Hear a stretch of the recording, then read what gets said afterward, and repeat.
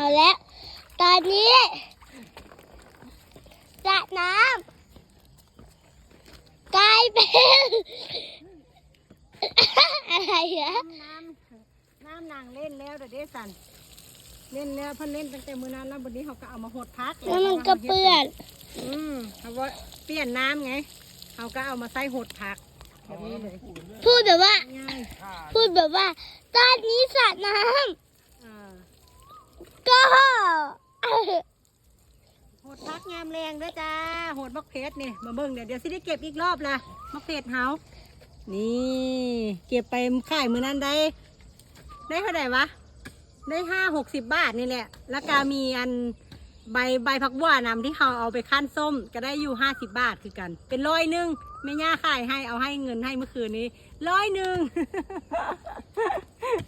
ดีกว่าบ่เฮ็ดดีกว่าบ่ปลูกปันใดได้กินน้ำได้ขายน้ำวันนี้แรงวันนี้ก็มาหดพักซะก่อนตักเอาน้ำนี่แหละนี่ตักเอาน้ำที่เต่าต้นหอมเล่นน้ำนี่ล่ะเลือดจะเล่นน้ำแล้วก็ไปหดพักน้ำมาหดพักยามมื้อแรงน้ำกันเด้อบรรยากาศยามแรงคุณเบิ่งพ่อเฮ็ดเวียกนำคุณพักทายเนี่ย เอาเย็นๆมาเสิร์ฟนะ เอาเย็นๆมาเสิร์ฟแน่เดี๋ยวเอาเย็นๆมาเสิร์ฟพ่นซะก่อน อ่ะโอเค บ๊ายบาย บ๊ายบาย